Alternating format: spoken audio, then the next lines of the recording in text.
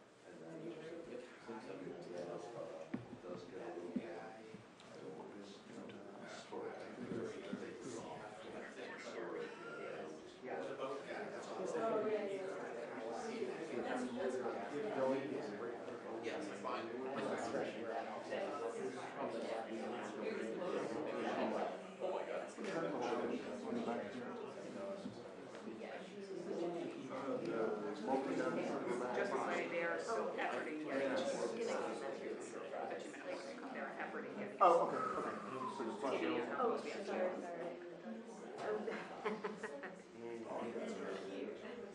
standing.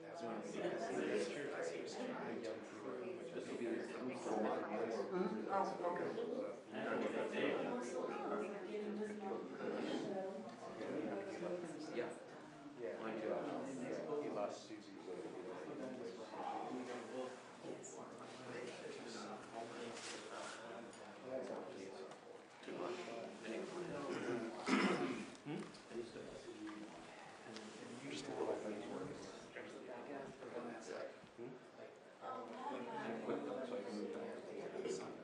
Yeah, I've seen that. I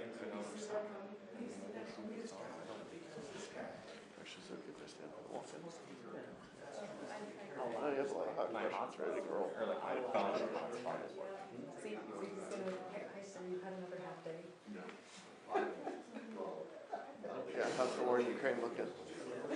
That might be the same. It might be the same. He said even box, but it's not. You go ahead. Yes, I'm right here.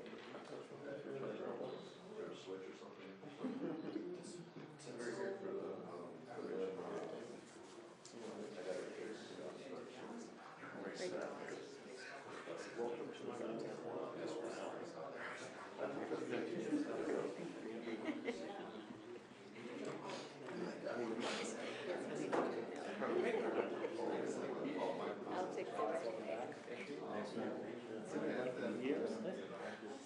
Probably the Chargers.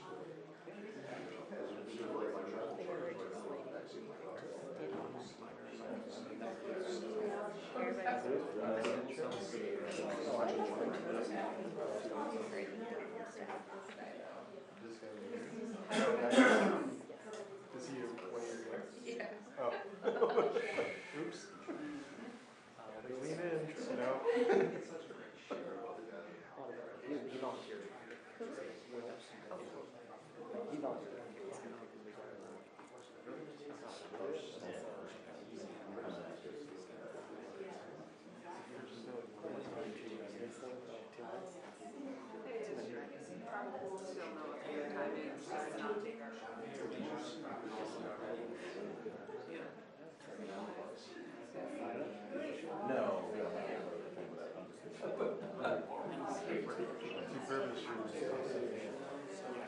how is it that you're asking? I'm curious, like, you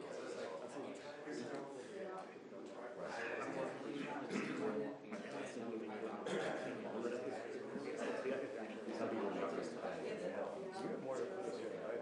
Huh? You have more to put here, right? You have to literally have to say where.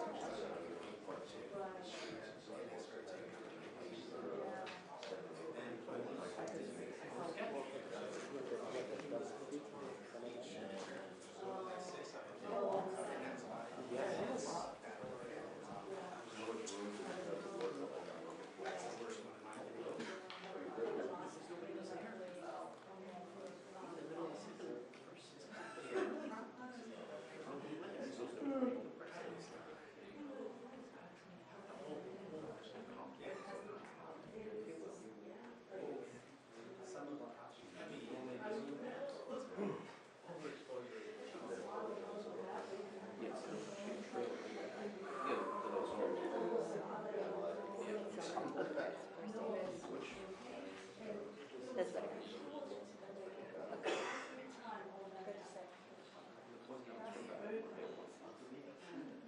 Which is probably well sized, yeah. Okay.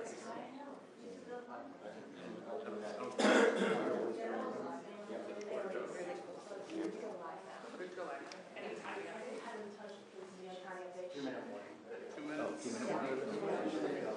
2-minute warning. 2-minute warning, dear, then you're going to take the shots like 2-minute warning.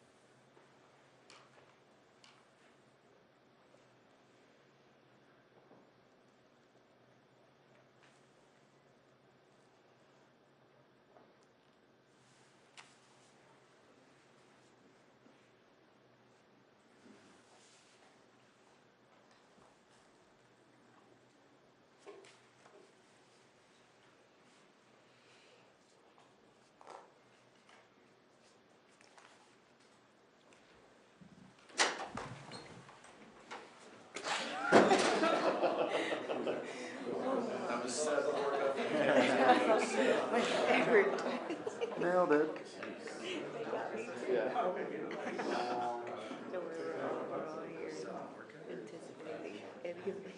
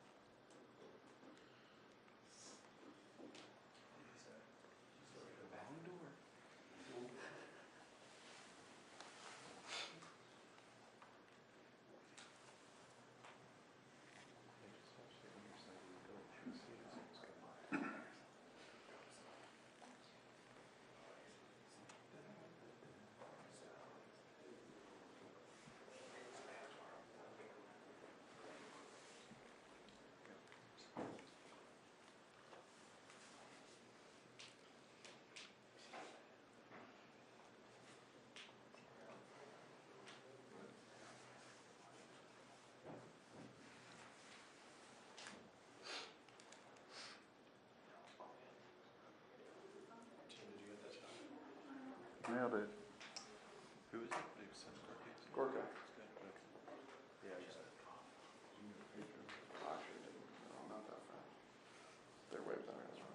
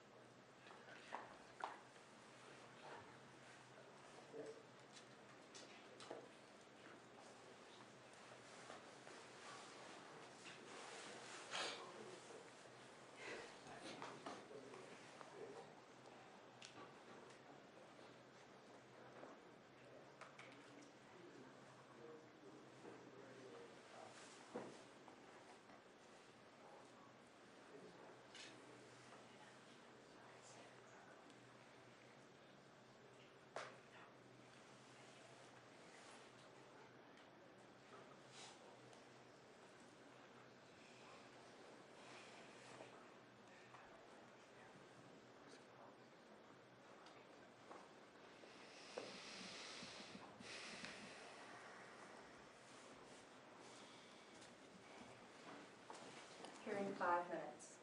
5 minutes? Carry 5.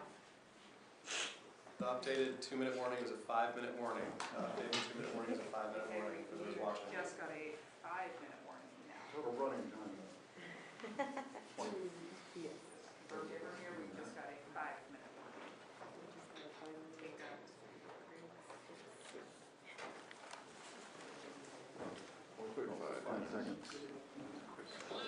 Hello, everybody. Mr. President, Thank you.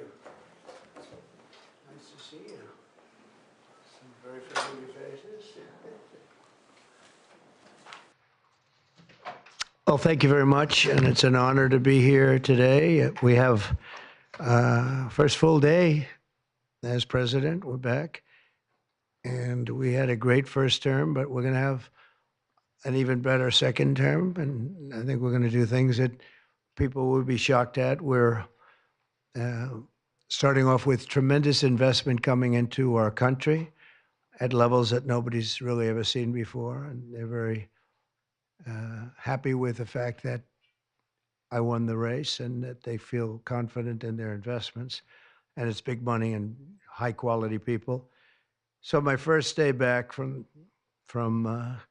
having a nice life, it's my honor to welcome 3 of the world's leading technology CEOs. And in the case of Larry Ellison, it's well beyond technology. He's sort of CEO of everything.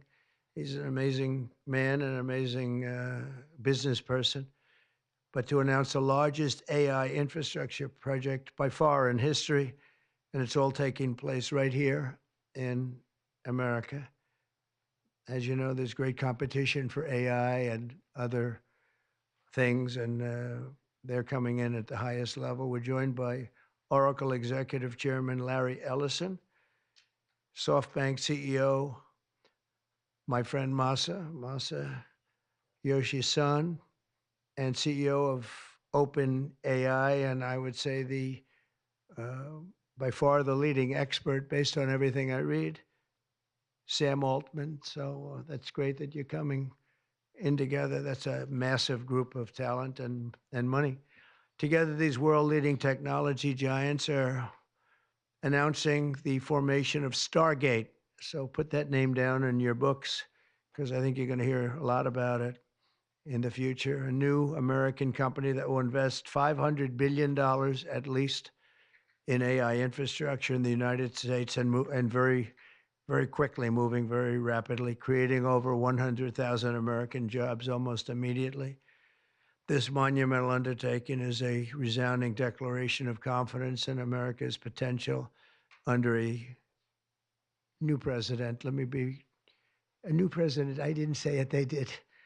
So I appreciate that, fellas. But it'll ensure the future of technology. What we want to do is we want to keep it in this country. China is a competitor and others are competitors. We want it to be in this country, and we're making it available. I'm going to help a lot through emergency declarations, because we have an emergency. We have to get this stuff built. So they have to produce a lot of electricity, and we'll make it possible for them to get that production done very easily at their own plants if they want, where they'll build at the plant, the AI plant, they'll build energy generation, and that will be incredible. But it's technology and artificial intelligence, all made in the USA. Beginning immediately, Stargate will be building the physical and virtual infrastructure to power the next generation of advancements in AI, and this will include the construction of colossal data centers, very, very massive structures. I was in the real estate business. These buildings, these are big, beautiful buildings. Are going to employ a lot of people. And physical campuses in locations currently being scouted nationwide. They're making their choices of locations. I think they have their choice. I'd like to ask Larry, Sam, and Masa to say a few words and just talk a little bit about what they're doing, and if you have any questions, and then we'll go into a couple of other subjects also. But this is, to me, a very big thing. $500 billion Stargate project. I think it's going to be something that's very special. It'll lead to something that could be the biggest of all. So, Larry, maybe we'll start with you, and we'll go down the line. Thank you.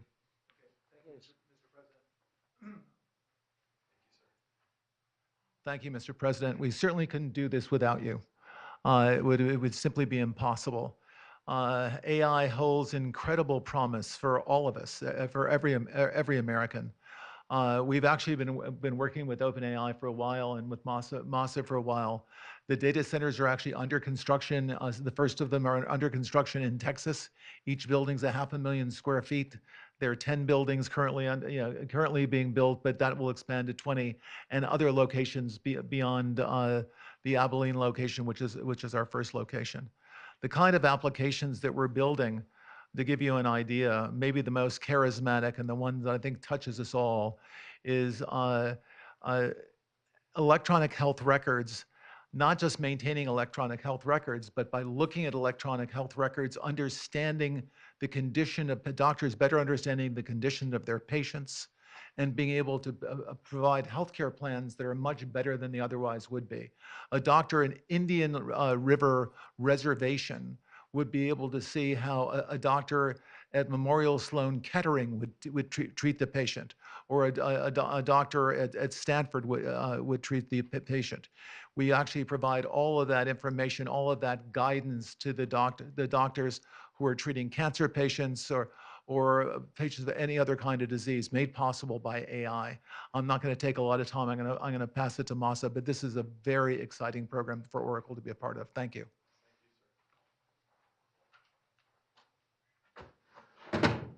Thank you. That really helpful. That's good. That's great. I feel tall now. Thank you. Well, Mr. President, last month I came to celebrate your winning and promised that we will invest $100 billion. And you told me, oh, Masa, go for 200. Yeah. Now I came back with 500. Because this is the, as you said yesterday, this is the beginning of golden age of America. This is one great example, I think, right? We wouldn't have decided to do this. I think so. This is the beginning of golden age. We wouldn't have decided unless you won. And yesterday we agreed, we signed to make this happen. Because of this day. So we would make this happen. We would immediately start deploying $100 billion with a goal of making $500 billion within next 4 years, within your term, right? Because of your success. So we are very, very excited to do this. And our partner is, of course, SoftBank, OpenAI, Oracle, and additionally investing partner with MGX. On top of that, we have the technology partner, NVIDIA, and of course, Microsoft has been very, very supportive to SAM and continue to support all our success. This is not just for business. As Larry said, this will help people's life. This will help solving many, many issues, difficult things that otherwise we could not have solved with the power of AI. I think AGI is coming very, very soon. And then after that, that's not the goal. After that, artificial super intelligence will come to solve the issues that mankind would never, ever have thought that we could solve. Well, this is the beginning of our golden age. Thank you very much. Thank you very much. Fantastic. Sam. I don't have too much to add, but I did want to say I'm thrilled we get to do this in the United States of America. I think this will be the most important project of this era. And as Masa said, for AGI to get built here, to create hundreds of thousands of jobs, to create a new industry centered here, we wouldn't be able to do this without you, Mr. President. And I'm thrilled that we get to. I think it'll be an exciting project. I think we'll be able to do all of the wonderful things that these guys talked about. But the fact that we get to do this in the United States is I think, wonderful. So thank you very much. Could you just say one word? I hear so many positive things about what it's going to do for medical research and for solving things, cancer and all the different problems. How will AI help us with the fight against the various problems, diseases, etc.? These guys can maybe share more about some of the work they're doing there. I think they'll jointly be some of the leaders about driving progress here. But I believe that as this technology progresses, we will see diseases get cured at an unprecedented rate. We will be amazed at how quickly we're curing this cancer and that one and heart disease, and what this will do for the ability to deliver very high quality healthcare, the costs, but really to cure the diseases at a rapid rate, I think will be among the most important things this technology does. Great. Very good. Thank Can you. I speak and answer that question, Mr. President? So we're currently working on. Should I step on this? Okay. All right. No. I'm not that tall. I'm not that tall. I'm not that tall. I'm not that. You look even better. Thank you, Mr. President. One of the most exciting things we're working on, again, using the tools that Sam and Masa are providing, is a cancer vaccine. It's very interesting. It turns out, I'll be quick, all of our cancers, cancer tumors, little fragments of those tumors float around in your blood. So you can do early cancer detection. If you can do using AI, you can do early cancer detection with a blood test. And using AI to look at the blood test, you can find the cancers that are actually seriously threatening the person. So we can, again, cancer diagnosis using AI has the promise of just being a simple blood test. Then beyond that, once we gene sequence that cancer tumor, you can then vaccinate the person, design a vaccine for every individual person to vaccinate them against that cancer. And you can make that vaccine, that mRNA vaccine, you can make that robotically, again using AI, in about 48 hours. So imagine early cancer detection, the development of a cancer vaccine for your particular cancer aimed at you, and have that vaccine available in 48 hours. This is the promise of AI and the promise of the future. Great, thanks.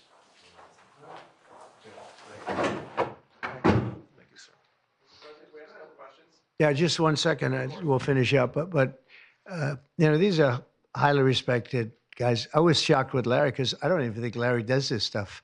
You did a very good job for a guy that doesn't do it much, right? But he's so respected, and the group, and it's really an honor. But for Larry to be here and do this is very unusual because he doesn't do this stuff. He doesn't need it. He does, and you don't need it, do you? Huh? You don't need it. But I think it's an honor to the country. It's a great honor that this group, these are the top people, that they're going to do it, and they're going to do it here, and we're going to make it as easy as it can be. A $500 million Stargate project comes in addition to a separate pledge between $100 and $200 billion from, as we know, from Masa that we talked about before. Also $20 billion from DMAC, which was great. And we have many others that are coming. Some I just announce it. It's easier, but with some, I know them, and they're so highly respected, I'd rather do it this way. Many would like to do it this way, but we're letting the world know what's happening. This is money that normally would have gone to China or other countries, but in particular China. In total, before the end of my first full business day in Washington in the White House, we've already secured nearly $3 trillion of new investments in the United States, and probably that's going to be 6 or 7 by the end of the week. Tremendous amounts of money are coming in for many things other than even AI. AI seems to be very hot. It seems to be the thing that a lot of smart people are looking at very strongly. And our country will be prospering like never before. I think that's true, and it's going to be the golden age of America. As I say, yesterday we had the most ambitious, action-oriented day of any administration in history. No, there's never been a first day like yesterday, as you know. I signed a sweeping slate of executive orders to stop the invasion of our borders. I launched a government-wide effort to defeat inflation and bring down the cost of daily life and bring down the cost of energy, magnificently bring it down. And when energy comes down, Larry, I'd say generally speaking, when energy comes down, everything else comes down. The prices of food and the prices of everything else come down. Energy is that's the big baby. And we declared a national energy emergency to drill, baby, drill, our term that we use. We're going to drill, baby, drill like never before. We ended destructive DEI mandates across the federal government and returned our country to a merit-based system and a common sense system. As you know, the Supreme Court gave us a decision on merit, where things in this country can be based on merit now instead of a lot of different rules, regulations, and things that really put our country at a big disadvantage. We permanently stopped government censorship and restored free speech. That was signed yesterday. We renamed the Gulf of Mexico the Gulf of America. Sounds so beautiful, the Gulf of America, and returned the name of a great president, William McKinley, to Mount McKinley. They took off the name, and he was actually a great president. He was a very, very successful businessman. He ran for governor of Ohio. He won and did a great job as governor, ran for president, and he won. He was assassinated, ultimately, in his second term, unfortunately. But he was the tariff king, and I don't think he was as bad as I am. I think I believe in him even more than him, but he believed in him very strongly. And he raised massive amounts of money. Our country was at its richest from 1870 to 1913. We had the most, that was when we were the richest, relatively speaking. We were the richest during that period of time. That was tariffs from other countries. And our administration's moving with unprecedented urgency and speed to confront every single crisis facing us, and we'll get the job done. And again, I want to thank Sam and Masa and Larry for being here. It's an honor to have them. And we'll take a few questions if you want. Some of the executive orders, you would agree that it's never acceptable to assault a police officer, Sure. right? So then if I can, among those you pardoned, DJ Rodriguez, he drove a stun gun into the neck of a DC police officer who was abducted by the mob that day. He later confessed on video to the FBI and pleaded guilty for his crimes. Why does he deserve a pardon? Well, I don't know. Was it a pardon? Because we're looking at commutes and we're looking at pardons. Okay, well, we'll take a look at everything. But I can say this. Murderers today are not even charged. You have murderers that aren't charged all over. You take a look at what's gone on in Philadelphia, take a look at what's gone on in LA, where people murder people and they don't get charged. These people have already served years in prison, and they've served them viciously. It's a disgusting prison. It's been horrible. It's inhumane. It's been a terrible, terrible thing. I also say this, you go to Portland, where they wrapped police officers, shot police officers, nothing happened to anybody. You go to Seattle, where they took over a big chunk of the city and people died. Portland, a lot of people died. Wait a minute. And you go also, take a look at Minneapolis, because I was there and I watched it. And if I didn't bring in the National Guard, that city wouldn't even exist today. People were killed and nobody went to jail. So these people have already served a long period of time, and I made a decision to give a pardon. Joe Biden gave a pardon yesterday to a lot of criminals. These are criminals that he gave a pardon to. And you should be asking that question. Why did he give a pardon to all of these people that committed crimes? Why did he give a pardon to the J6 Unselect Committee when they burned and destroyed all documents which showed that they did what was wrong, not me? Wait a minute. Why did they give a pardon to all of his relatives, his brother who made millions of dollars, to all these different people? He gave pardons. That's the question you should be answering. All right, go ahead. Yeah, please. If I can just, can I just follow up with about your meeting? Can I just follow up with that really fast? No. I just want to ask Go you ahead. this. You said Tell you us, will. tell us about your meeting with Speaker Johnson, Senator Thune. Did you reach any conclusion on this one big? Pretty much. I think we have a good situation now. It's been in some ways made simpler by Los Angeles because they're going to need a lot of money. And generally speaking, I think you'll find that a lot of Democrats are going to be asking for help. So I think maybe that makes it more one-sided. I think we're going to do very well. Look, we're going to take care of Los Angeles. I'm going there. I'm going to North Carolina, which has been abandoned by the Democrats. And I'm going to North Carolina, very importantly, first. I'll be there on Friday. And then I'm going from there to Los Angeles. And then I'm going to Nevada. And I'm really going to Nevada to thank them for the vote, because we won Nevada overwhelmingly. And that's usually a Democrat vote. And I just want to go there to thank the people of Nevada for the big vote. So we'll be making that. Yeah, please. The leaders of the Proud Boys and the Oath Keepers were freed following their pardons yesterday. At the time, back in 2021, you urged them to stand back and stand by. Is there now a place for them in the political conversation? Well, we have to see. They've been given a pardon. I thought their sentences were ridiculous and excessive. One of the guys took down a flag that was an anti-American flag, and he was given years in jail. I don't know the exact number, but he was given many years in jail. I thought it was very excessive. And at least the cases that we looked at, these were people that actually love our country, so we thought a pardon would be appropriate, yeah. Mr. President, is it also true in your conversations with Republicans today that you asked them to consider recess appointments for cabinet officials? I think, yeah, if it's needed. I don't think it's going to be needed. Marco, as you know, got passed overwhelmingly with 99-0, which is pretty amazing. Marco's going to do a great job, Secretary of State, but he just got, I guess he was the first one and just got approved. That's some vote, 99-0, and the nothing was a vote that he would have gotten if we wanted to do it. But you know whose vote that was, who's doing a great job right now as vice president. Did you also talk about some sort of a trade or a deal involving wildfire relief in extension for a debt? Well, what I really want to have done, I was talking about this with the guys back in the Oval Office.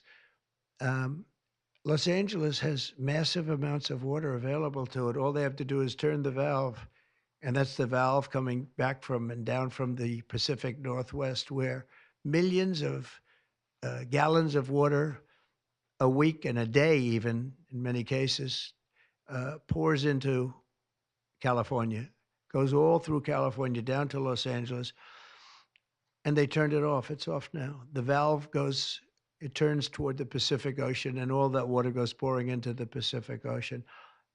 If they did what I told them to do, they wouldn't do it because politically they didn't think it was good. I think it's great politically. I think they're dead politically. What they've done, they've destroyed the city.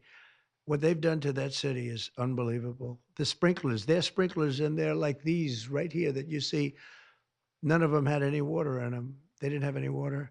The fire hydrants, 40% of them had no water. The brush was just dry. Everything was dry. The sprinklers on the lawn weren't allowed to even be used. So, you know, everything was dry, and it was an inferno. They created an inferno. So we're demanding that they turn the valve back toward Los Angeles right now. It's not even believable that they haven't done it. Just so you know, they have a valve, and it turns like, think of a sink, but multiply it times many thousands of times the size of it. It's massive. And you turn it back toward Los Angeles. Why aren't they doing it? They either have a death wish, they're stupid, or there's something else going on that we don't understand. But we want the water that they're throwing away to be used for California. And that includes the farmers of California. You know, when you drive up north, you see all of the land. I couldn't believe it. I was with Devin Nunes when he was a congressman and some other congressmen from the area, and we're driving up and we're on the highway, and I keep looking at these farms, and the land is bone dry, and then you'd see an acre, about an acre or 2 acres, with the most beautiful green plants growing in it, the most beautiful, it's rich stuff. And you look at the soil, and it's so rich. That soil is almost the equivalent to like Iowa soil. It's phenomenal. But it's got no water. But the reason it has no water, I said, do you have a drought? No. I said, what do you mean you don't have a drought? Look at the thing. It's dry as a bone. The reason you have like an acre is because they say you can farm 1 acre, but no more, because they didn't want to waste water. But they throw the water into the Pacific Ocean. These people are crazy.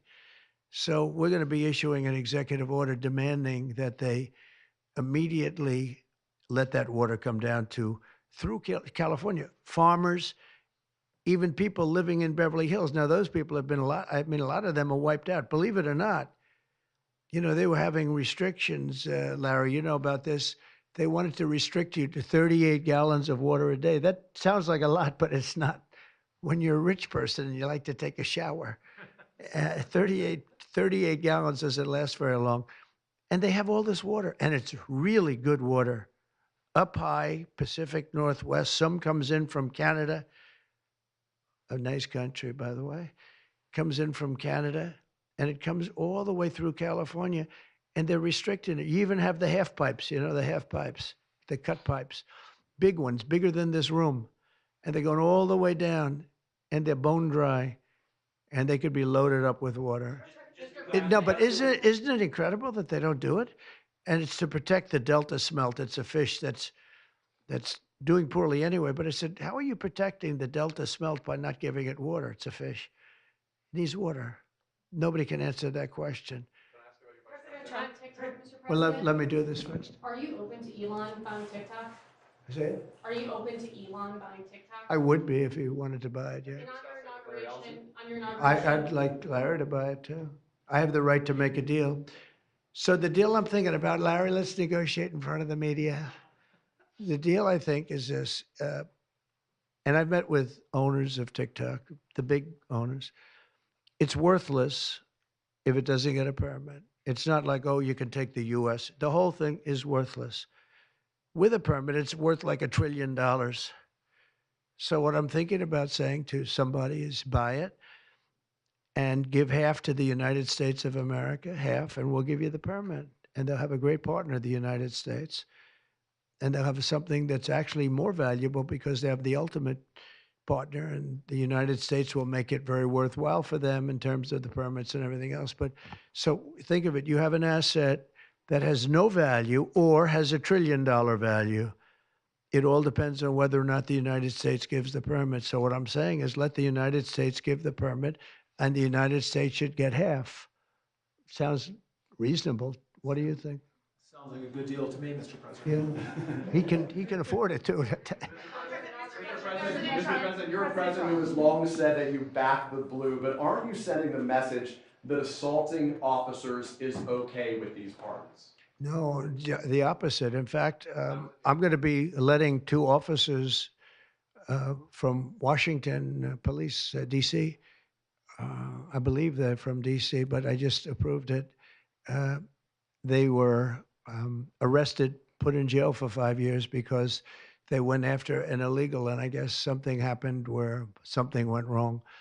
And they arrested the 2 officers and put them in jail for going after a criminal, a rough criminal, by the way. And I'm actually releasing. No, I am the friend of police, more than any president that's ever been in this office. So more than 400 of the people that you pardoned, though, assaulted officers. So I want to ask you about the Vice President, J.D. Vance. He said, this is a week ago, he said, if you committed violence on January 6th, obviously you should not be pardoned. Why is your Vice President wrong? Well, only for one reason. They've served years in jail. They should not have served, and they've served years in jail, and murderers don't even go to jail in this country.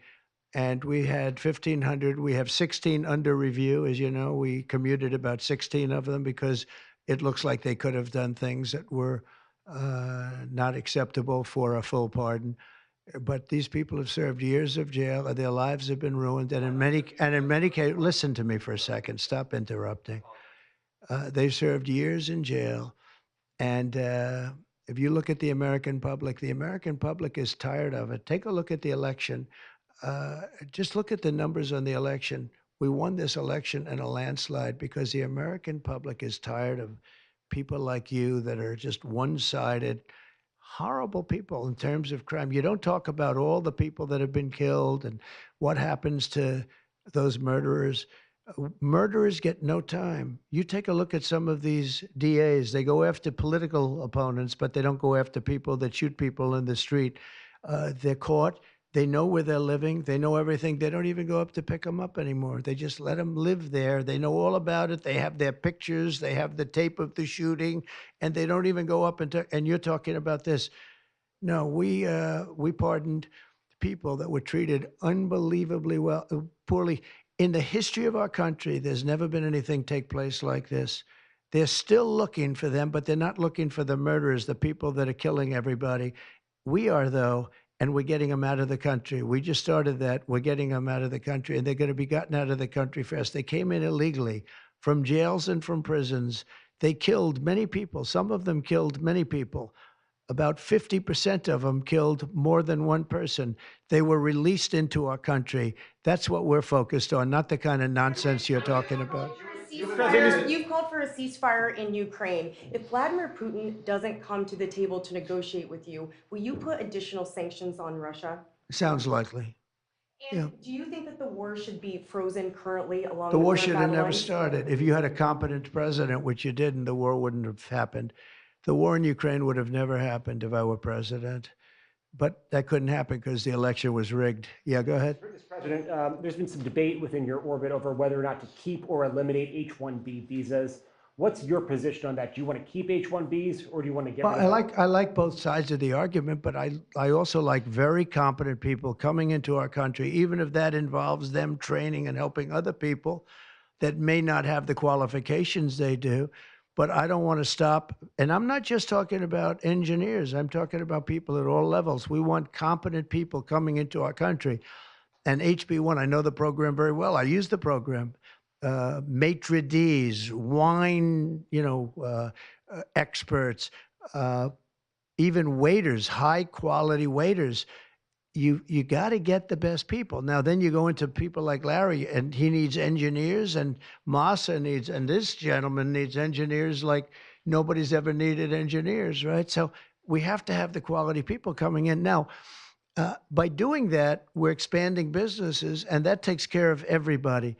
So I'm sort of on both sides of the argument, but what I really do feel is that we have to let really competent people, great people come into our country, and we do that through the H-1 program. Mr. President, are you looking to impose tariffs on Canada and Mexico in an effort to force negotiations sooner on USMCA? No, it's really not on USMCA. It has nothing to do with that. They've allowed, both of them, Canada very much so, they've allowed millions and millions of people to come into our country that shouldn't be here. They could have stopped them, and they didn't. And they've killed 300,000 people last year, my opinion, have been destroyed by drugs, by fentanyl. The fentanyl coming through Canada is massive. The fentanyl coming through Mexico is massive. And people are getting killed, and families are being destroyed. I mean, the son gets killed, and the family is a basket case for the rest of their lives. I mean, I've seen mothers that thought they'd heal. They never heal. They say it gets worse with time. It gets worse with time. They lose their boy. They lose their baby. They lose their young daughter to fentanyl poisoning. And I had that talk with President Xi the other day, too, of China. I said, we don't want that crap in our country. We got to stop it. I would have stopped it. I had a deal with him where he was going to give the maximum penalty, which in China is the death penalty for drug dealing. And he was all set. He was going to give the maximum penalty to fentanyl dealers. If they send to the United States, they were going to get the death penalty.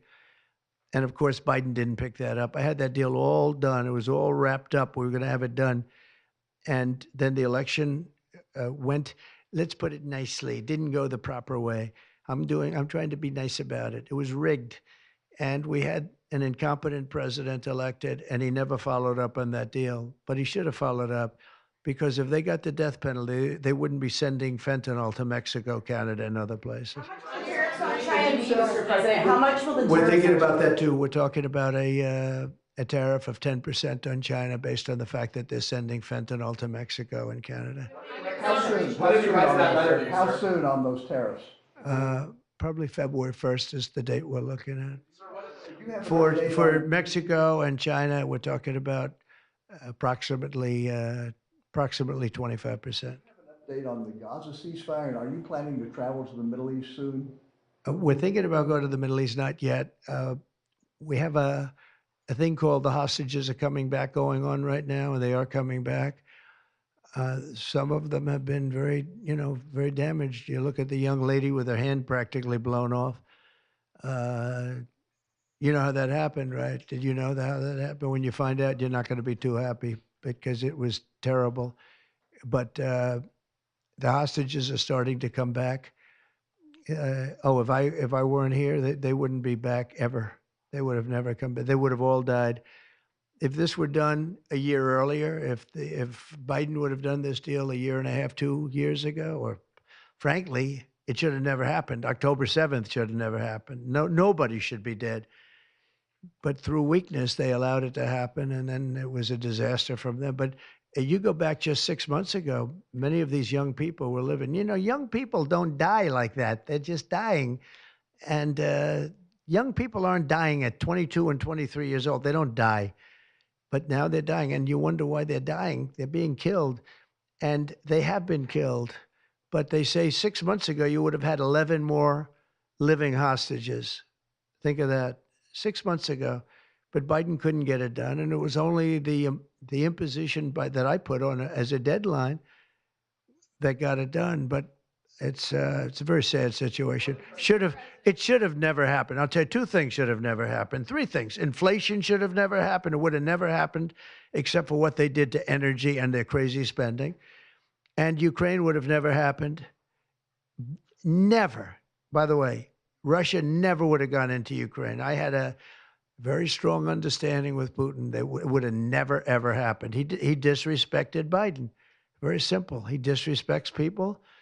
He's smart. He understands. He disrespected Biden. And also, the Middle East would have never happened because Iran was broke. They had no money. They had no money for Hamas. They had no money for Hezbollah. It would have never happened. October 7th would have never happened. But it did happen. So this is the cards I've been given. And we're getting the hostages back. That would have never happened under Biden. They would have never come back. They were just dying not that slowly. They were dying or being killed. But that was what was happening. Are you going to keep sending weapons to Ukraine, or are you going to turn off the tap soon? Well, we're looking at that. We're talking to Zelensky. We're going to be talking with President Putin very soon. And we'll see how it all happens. We're going to look at it very soon. One thing I do feel, the European Union should be paying a lot more than they're paying because under Biden, I mean, we're in there for $200 billion more. Now, it affects them more than it affects us. We have an ocean in between, right? Little thing called an ocean. The European Union should equalize. We're in there for $200 billion more than the European Union. I mean, what are we, stupid? I guess the answer is yes, because they must think so. But the European Union takes advantage of us tremendously on trade. And they now take advantage of, and always have. If I didn't get involved years ago, my first term, one of the first things I noticed was that they're not paying enough. They're not paying. And a lot of those countries weren't even paying, the NATO countries. They weren't paying. Only 7 out of 28 were paying. We were one of them. And Poland was one. And they had a few of them that were paying, and some were paying very proudly. Usually the closer to the borderline of Russia they were, the faster they paid, okay? The ones that were further away tended not to pay so fast. And one thing on that, I think they should lift their number not to 2%, but to 5%. NATO should be at 5%, not at 2%. 2% is ridiculous, yeah. Did you ask President Xi in your conversation about Ukraine, you asked him to get involved in helping settle that. Can you tell us about that? I did, yeah. I said, you ought to get it settled because he's not done very much on that. He's got a lot of power, like we have a lot of power. I said, you ought to get it settled. We did discuss it, yeah. Do you intend to continue selling products that benefit yourself personally while you're president? Well, I don't know if it benefited. I don't know where it is. I don't know much about it other than I launched it. I heard it was very successful. I haven't checked it. Where is it today? You made a lot of money, sir. How much? Several $billion, it seems like, in the last several days. Several billion? That's peanuts for these guys. President Biden, can you give us some sense, broadly speaking? Yeah, he wrote me a nice letter. I mean, I did open it last night. And I didn't know. Peter said, did you get the letter? I said, wait a minute, let's see the letter. It's sort of a tradition. You put it in the drawer. especially of the beautiful Resolute desk, right? And I opened it, and there it was. It said to number 47. And it was a very nice letter. I mean, I could show it because I think it was a nice letter. Maybe I will. I think just basically it was a little bit of an inspirational type letter, you know, enjoy it, do a good job. Important, very important, how important the job is. But I think it was a nice letter. I think I should let people see it because it was a positive for him in writing it. I appreciated the letter. Mr. President, were security concerns at all a factor when deciding to move your inauguration indoors? No, not at all. No, not at all. It was just cold. Look, if we would have, you know, I just went out to the helicopter, right, we said goodbye. That's a tradition. As long as before it used to be a stagecoach, and then helicopters came along. But that's been a tradition. You go out and you do that. And we stood there for 10 minutes, and I'll tell you what, people would not have been able to get through that day. That was cold. It was sort of interesting. Don't let the sun fool you. Tell me something. Sunny days can get very cold, can't they? Because that was so freezing yesterday. You couldn't have gotten through it. It would have been. And the answer is no, it wasn't security. With that being said, I thought the Capitol, the Rotunda, was beautiful. 72 degrees, unbelievable sound. You know, it's like being in an opera house.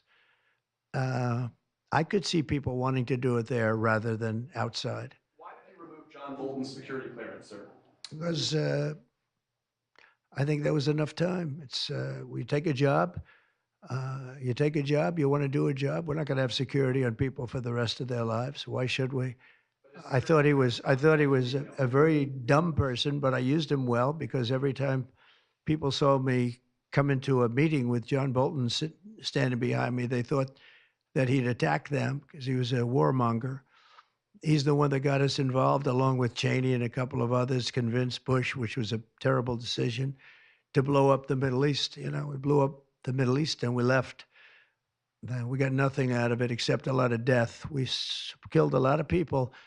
And John Bolton was, one of those guys, a stupid guy. But no, you can't have that for life. You shouldn't expect it for life. Is that meeting that you mentioned with President Zelensky, will that take place here? And when and where will you meet with I don't know. I mean, look, President Zelensky would like to have peace. He's told me that very strongly. He'd like to have peace. But it takes two to tango. We'll see what happens. When will you meet with President Putin? Anytime they want, I'll meet. I'd like to see that end. Millions of people are being killed, and they're being killed. It's a vicious situation, and they're now largely soldiers. A lot of people have been killed in the cities. They look like demolition sites. Buildings, massive buildings bombed and coming down. The thing with Ukraine is that many more people died than you're reporting. You're not reporting the real numbers, and I'm not blaming you for that. I'm blaming maybe our government for not wanting to release those numbers. Many more people died than what you know about. When those big buildings come down and they say 2 people were injured, no. Many people, thousands of people are being killed. But the real killing now is on the Warfront. It's a very flat land. And the only thing that stops a bullet is somebody's body. And you have young soldiers. So Russia's lost about 800,000 soldiers now. Ukraine's lost about 600 or 700,000. I think the numbers are low that they're giving out. But they've lost massive numbers of young soldiers. And that war should stop. It's very flat, it's beautiful farmland, and it's flat and really beautiful in a different kind of a way, but they don't have any protection. The only thing that stops a bullet is a body, and those bodies are stopping a lot of bullets, and they're being decimated, both sides. Your conversation with President Xi, what did you tell him in terms of when to expect tariffs, and what can he do to avoid them? About which one? About tariffs? We didn't talk too much about tariffs, other than he knows where I stand. Look, I put large tariffs on China. I've taken in hundreds of billions of dollars. Until I was president, China never paid not 10 cents to the United States. With me, they paid $600 billion or so, or more than that even, of tariffs. And if I didn't do that, you wouldn't have a steel mill open in the United States right now. You wouldn't have one steel mill open in the United States. So what I did is I saved the steel industry. I saved other industries too with other tariffs. Other countries are big abusers also. You know, it's not just China. China's an abuser, but the European Union is very, very bad to us. They treat us very, very badly. They don't take our cars. They don't take our cars at all. They don't take our farm products, essentially. They don't take very much. We have a $350 billion deficit with the European Union. They treat us very, very badly. So they're going to be in for tariffs. It's the only way you're going to get back. It's the only way you're going to get fairness. You can't get fairness unless you do that. But the European Union's treated us very badly. But essentially, everybody treats us badly. You know, everybody treats us badly. Yes, go ahead. Because we allow them to. Because we've had stupid people doing this, and we can't have. I'd like to have these three people negotiate for us, just for 1 week, and we'd be a rich country again. But we'll be rich. Mr. President, on AI data centers, will you rescind President Biden's executive order that opens up federal lands? On which centers? On data centers. Will you rescind President Biden's executive order that opens up federal lands for data centers and energy production? No, I wouldn't do that. That sounds to me like it's something that I would like. I'd like to see federal lands opened up for data centers. I think they're going to be very important. Again, we have a lot of competition for that. So it's an honor to have these three great people, great CEOs and great geniuses, all three. It's an honor that they want to come to our country, but we're going to make it as easy as we can for them because other countries want them to. I'm going to have to go now. Thank you all very much. Thank you. Do you have TikTok on your phone? No, but I think I might put it there. I think I'll get it right now. By the way, again, we won the young vote. I think I won it through TikTok. So I have a warm spot in my heart for TikTok. Okay? Thank you. Thank you very much. Thank you, Mr. President. Thank you.